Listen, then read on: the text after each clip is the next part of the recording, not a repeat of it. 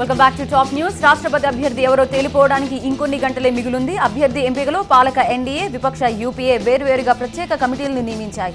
రాష్ట్రపతి ఎన్నికకు రేపు నోటిఫికేషన్ జారీ కానుండగా నామినేషన్ల పర్వం కూడా రేపే ప్రారంభం కానుంది.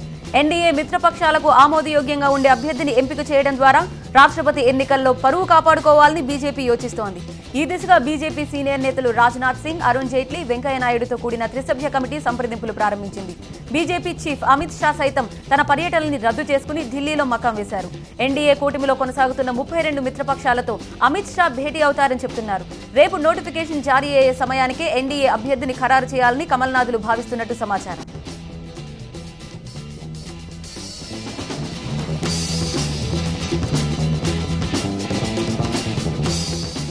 అధికార ఎన్డీఏ ప్లానింగ్ కు ధీటుగా విపక్షం రాష్ట్రపతి ఎన్నికను సవాల్గా తీసుకుంది.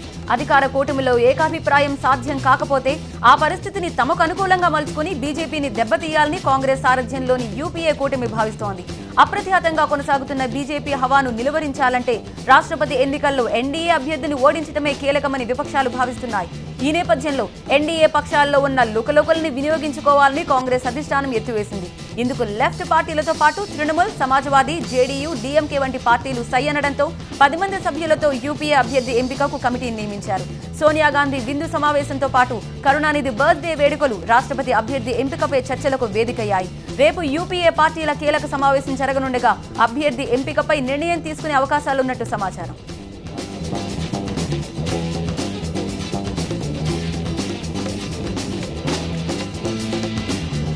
రాజ్యాంగ అధినేత అయిన రాష్ట్రపతి ఎన్నికను గౌరవప్రదంగా ఏకగ్రీవంగా జరపాలని గతంలో భావించేవారు.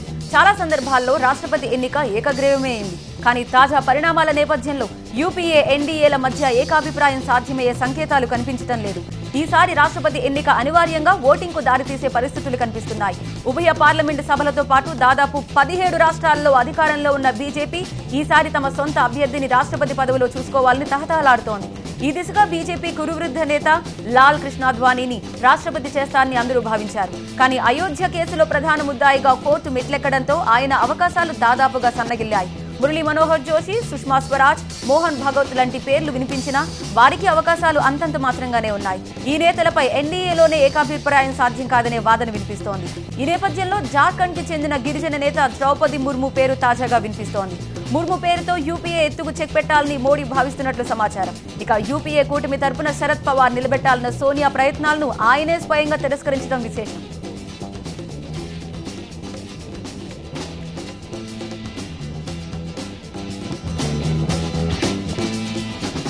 ఎన్డీఏ, యూపీఏల మధ్య ఏకాభిప్రాయం దాదాపు అసాధ్యంగా కనిపిస్తున్న నేపథ్యంలో ఓటింగ్ అనివార్యమైతే పరిస్థితి ఏంటనే విషయంపై కూడా చర్చ జరుగుతోంది.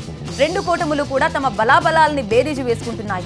ప్రెసిడెంట్ ఎలక్టోరల్ కాలేజ్లో పార్లమెంట్ సభ్యులతో పాటు రాష్ట్రాలకు చెందిన ఎమ్మెల్యేలు, ఎమ్మెల్సీలు సభ్యులుగా ఉంటారు. ఆయా రాష్ట్రాల జనాభా ఆధారంగా ఎంపీలు, ఎమ్మెల్యేలు, ఎమ్మెల్సీల ఓట్ల విలువను నిర్ణయిస్తారు. ప్రస్తుతం 776 మంది ఎంపీలతో కలిసి మొత్తం 4120 మంది ప్రెసిడెంట్ ఎలక్టోరల్ కాలేజ్లో సభ్యులుగా ఉన్నారు. వీరి మొత్తం ఓట్ల విలువ 10,98,882 కాగా ఇందులో 5,49,442 కంటే ఎక్కువ విలువ కలిగిన ఓట్లను పొందిన అభ్యర్థి రాష్ట్రపతి అభ్యర్థిగా ఎన్నికవుతారు. ఎలక్టోరల్ కాలేజీలో ఓట్లను పరిశీలిస్తే ఎన్డీఏకు 48.5% ఓట్లుండగా తమ అభ్యర్థిని గెలిపించుకోవడానికి ఆ నెంబర్ సరిపోదు. ఎన్డీఏ కూటమిలో లేని టీఆర్ఎస్, వైసీపీ వంటి తటస్థ పార్టీల మద్దతు కూడగట్టగలిగే అభ్యర్థిని నిలబెడితేనే ఎన్డీఏ తన అభ్యర్థిని గెలిపించుకునే పరిస్థితి ఉంది. దీన్ని అవకాశంగా తీసుకుని పాలక పక్షాన్ని ఇరకాటంలో పెట్టేందుకు యూపీఏ కూటమి ప్రయత్నించడంతో రాష్ట్రపతి ఎన్నిక రసకందాయంలో పడింది.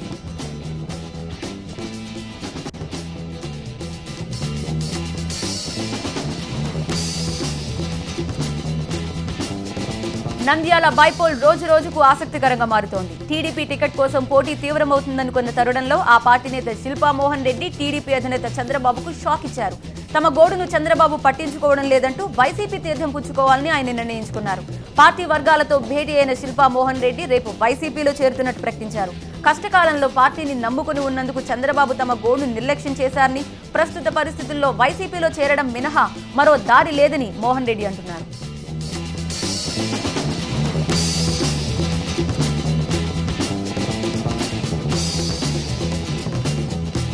వైసీపీలో చేరేందుకు సిద్ధమైన శిల్పా మోహన్ రెడ్డి తమ అనుచరులతో విడతల వారీగా గంటల తరబడి భేటీ అయ్యారు. టీడీపీలో నెలకొన్న పరిస్థితుల్ని, చంద్రబాబుతో జరిగిన భేటీ వివరాల్ని ఆయన తమ అనుచర వర్గానికి వివరించారు.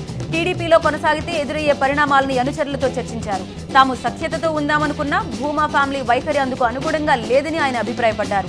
ఈ పరిస్థితుల్లో ఏం చేయాలనే అంశంపై అనుచరుల అభిప్రాయాలు అడిగారు శిల్పా మోహన్ రెడ్డి.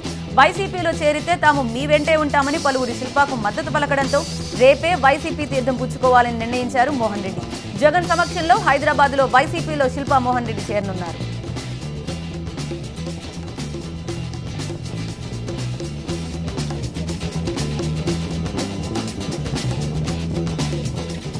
శిల్పా ప్రకటనతో టీడీపీలో కుదుపు సంగతేమో గానీ వైసీపీలో ప్రకంపనలు మొదలయ్యాయి.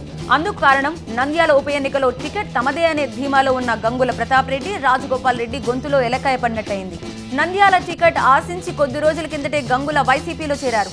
మరోవైపు నంద్యాల వైసీపీ ఇన్ఛార్జిగా ఉన్న రాజగోపాల్ రెడ్డి టికెట్ తనకేనన్న ధీమాతో ఉన్నారు. వాళ్ళిద్దరి ఆశల మధ్యలో తాజాగా శిల్పా మోహన్ రెడ్డి వైసీపీలో ఎంటర్ అవుతున్నారు. టీడీపీ టికెట్ దక్కదని వైసీపీలో చేరిన శిల్పాకే జగన్ టికెట్ ఇస్తారా? మొదటి నుంచి పార్టీని నమ్ముకుని ఉన్న రాజగోపాల్ రెడ్డి వర్గం అందుకు అంగీకరిస్తారా? గంగుల ప్రతాప్ రెడ్డి ఆశలు గల్లంతైనట్టేనా అనే చర్చ జోరందుకుంది. మరి ఈ ముగ్గురులో జగన్ ఎవరికి టికెట్ ఇస్తారో అనేది హాట్ టాపిక్ గా మారింది ఇప్పుడు. అయితే నంద్యాల వైసీపీ టికెట్ తనకే అంటున్నారు రాజగోపాల్ రెడ్డి. జగన్ తనకు మాట ఇచ్చారంటున్నారు ఆయన.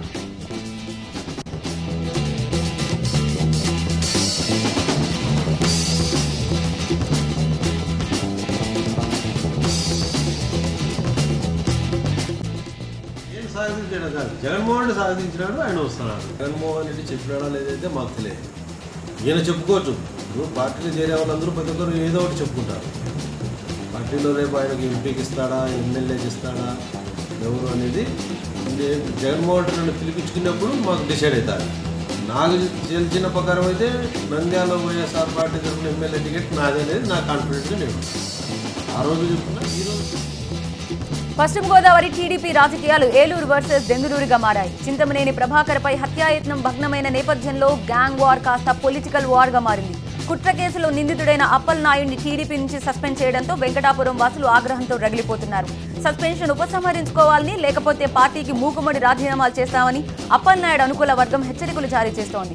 పక్కపక్కనే ఉన్న దెందులూరు, ఏలూరు నియోజకవర్గాల నుంచి గత ఎన్నికల్లో చింతమనేని ప్రభాకర్, బడేటి బుజ్జి ఎమ్మెల్యేలుగా ఎన్నికయ్యారు.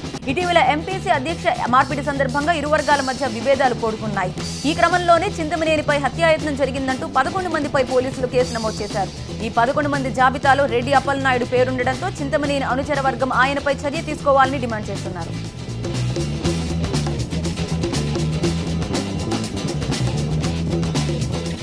చింతమనేని డిమాండ్తో రెడ్డి అప్పల్ నాయుడిని పార్టీ నుంచి సస్పెండ్ చేశారు. దీంతో దెందులూరు, ఏలూరు గొడవ మరింత ముదిరింది. సస్పెన్షన్ వేటుతో అప్పల్ నాయుడు వర్గం ఆగ్రహంతో రగిలిపోతోంది. పార్టీలో నేరారోపణలు ఎదుర్కొంటున్న వారు చాలా మందే ఉన్నారని, కేవలం అప్పల్ నాయుడు పైన చర్యలెందుకని ఆయన వర్గం వాదిస్తోంది. రోజు రోజుకు రెండు వర్గాలు పట్టుదలకు పోతుండటంతో రెండు గ్యాంగ్ల మధ్య పోరు కాస్త పొలిటికల్ వార్ గా మారింది.